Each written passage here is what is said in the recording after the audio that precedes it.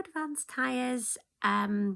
This wee video is going to talk you through how to approach the critical reading paper, which, as you know, you get to choose part of a text, unless it's a poem, might be the whole text, and you have to answer a question on it in an essay format.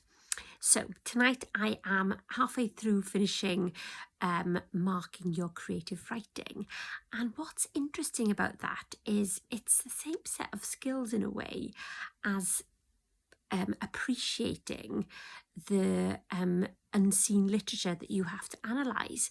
When you were creative writing, you knew you had to get across this idea. Maybe it's an idea which has a social message. And how did you do that? You built up characters through descriptions. You built up setting. You created a theme. You orchestrated a contrast in points. You thought about the narrative.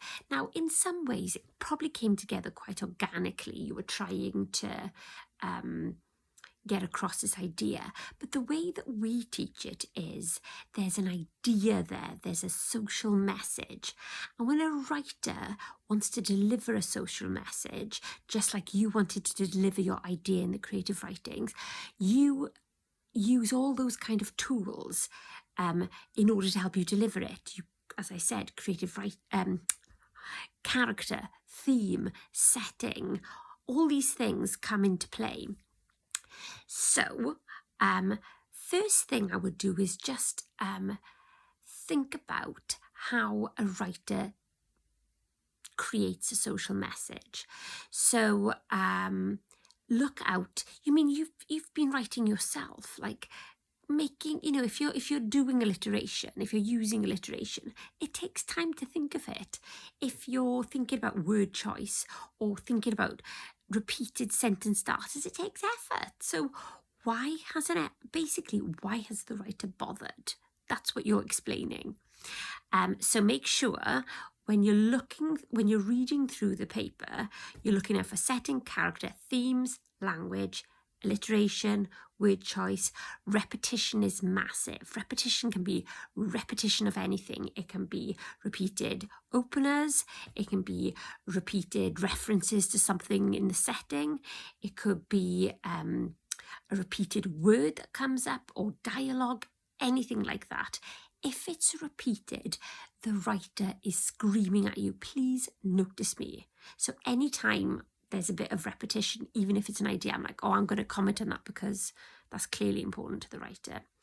You could talk about tone, you could talk about contrast, you could talk about narrative. For me, what I liked about this was I only really commented on things I liked. I don't often talk about tone. It's not my favourite thing to do. I think, if you probably know by now, my most favourite thing to talk about is setting, and especially female characters. So, you can, it's what you notice, isn't it? So next thing I want to talk about is about choosing a question. So when you've got that paper, the first thing I would do, even before reading anything, is glance at the questions for each of them.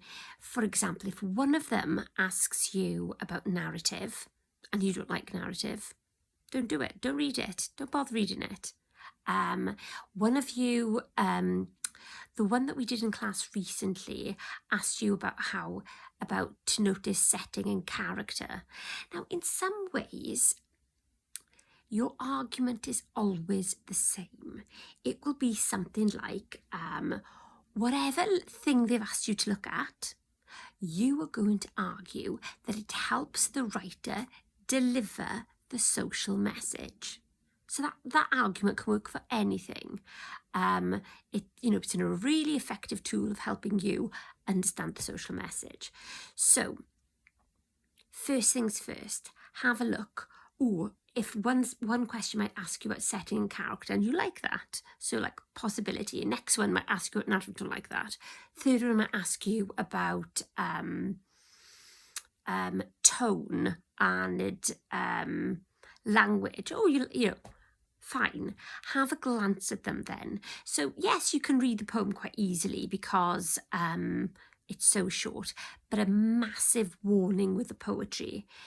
If you feel you don't understand it, don't go near it. It is possible to get poetry really wrong, really, really wrong. So please don't, if you just don't feel like you know what the social message is or what the theme is, leave it. It's easier some ways to do the fiction or non-fiction. Similarly with the play, remember with the play you can also imagine the stagecraft. You can think about, it depends what kind of play it is. Is it a modern play? Does it have long scene directions? Now Shakespeare doesn't, but it might be references to props, costume, all those sorts of things. Have a real look at the time. The date is very, very important. Usually in every little piece you will have every kind of extract that you're given to choose from, there should be a line or two which tells you the context a little bit. Okay, so look out for that. Right, so we've talked a little bit about choosing a question. Once you've chosen it, I would, and you have, they've asked you to look for two things. You've really, when you start reading it, you've really got to make sure that you identify the theme. What is the theme? What is the social message? So the theme is usually the problem. There's always a problem in literature. If everyone's always happy, it's boring. There's always a problem. Identify the problem, and there you've got the theme. Now, what about the social message? Well, my question to you is, how would you feel about the problem? In the prelim, if you remember, there was one of the extracts was about racism and how this poor black king was literally beaten to death. Now that is obviously awful, and the writer was appalled by it. So even though terrible things happened to this black king, it's an anti-racist piece. It's challenging the racism of the time. Again, we looked at another piece in the classroom about this poor woman who had lost her baby. So that, what's the problem? The problem is she's dealing with her grief. She's lost her baby, so grief is the theme, right? How do you feel about it? Well, it's horrendous, and nobody understands it. In the extract, nobody understands it. That's the social message, that we've got to get better at speaking to one another, and we shouldn't expect mothers to somehow sideline their grief because it's inconvenient for the rest of us. So you can, on the hop, identify a social message. In the intro, what I would do is whatever they've asked you to look at, fine. Say that it helps develop the theme of XYZ, or develop the social message, and then identify it there. So in the intro, I would very briefly say what I thought the piece was about. I would then explain how whatever they asked me to look at is really, really important in establishing the social message or theme, which is blah, blah, blah. Okay. Right, so in the question that we looked at in class, it did ask us to look at setting, I think it was, in character. Now, don't forget, character is made up of many things. Character is made up of dialogue, which is made up of word choice. Character is made up of descriptions, which again is word choice, or imagery. I think there was one with the main character was described like something, so therefore the imagery was used to bolster the character. So even though they've given you two specific things to look at, it doesn't mean you have to keep straight to that. If you're arguing that the imagery supports the characterization, that's fine. If you see what I mean. Sometimes you could argue that a character is associated with the theme of something. Or sometimes you could argue that the narrative supports the character, if that's what they've asked you to look at. Like a first-person narrative is an intimate insight into characterization, for example. So, yeah, if you're clever, you can talk about whatever you want to, as long as you link it back to those two things. So what was I saying? In the intro, just tell me what it's about. Argue that the two things they've asked you to look at is essential for delivering the social message. Put down what the social message is at that point. Right, this point, you're reading, you should have read through it, and when you're reading through it, you're looking for whatever they've asked you to look at, highlight it.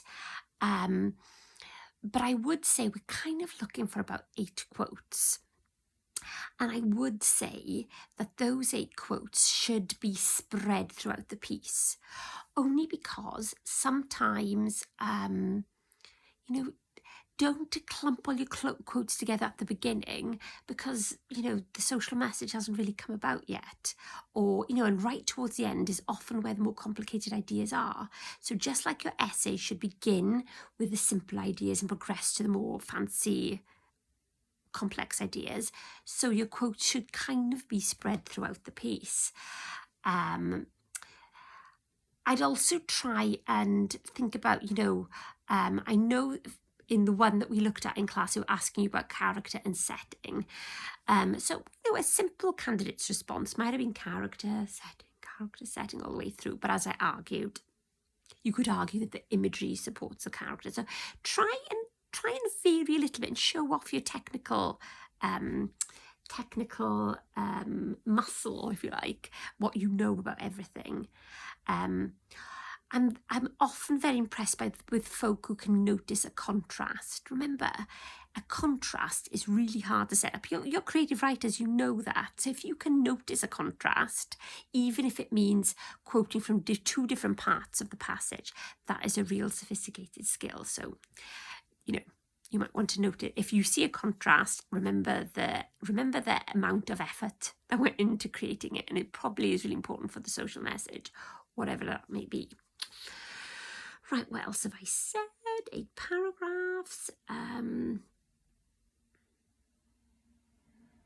Yeah, so in the main body of the paragraphs, point, evidence, evaluation. Don't worry about topic sentences. This is about your analysis and your interpretation of things. If you get yourself into a spot and you're just like, I don't know what's going on here, like sometimes, don't tell them when I said this, sometimes I don't know whether Shakespeare's misogynist or a feminist. I just can't tell. So I just say that he is, and you know it, I've said it in class, he's exploring a concept, so you could argue that whatever the social message is an exploration into it. I would only do that if I'm stuck, though. Right, so your point, evidence, P. Point, evidence, evaluation. In your evaluation, remember, you are telling me what you've seen in that quotation. Also, try and go on beyond that and the bigger picture. What was the point of whatever you've looked at? How does it add to a sense of a social message? And then the conclusion at the end, you just draw it all together, and you try to come up with, it's almost like adding up all the things that you've looked at, and thinking, well, what was the overall social message? Remember, a good conclusion is often short and there's nothing left to say because you've said everything. So you will often feel like you're repeating yourself, but clarifying it. Conclusions are really important if you've messed everything up and you feel like, if you're in a panic and you haven't really answered the question, spend the last 5 minutes justifying your ideas again. Okay, so they can save you conclusions, but if you've done a good job in the essay, it's just basically kind of repetition and trying to do it with fancy words. Good luck. You'll be fine. You are excellent close readers. and close reading in higher is really dry, you notice loads of stuff. You do. So now we're just applying it to creative writing, unless it's, you know, non-fiction, but kind of the same principle there. You're applying, and you're instead of how is the writer persuading you of something, you're just trying to figure out what the social message is. You will be fine, I promise. Bye-bye.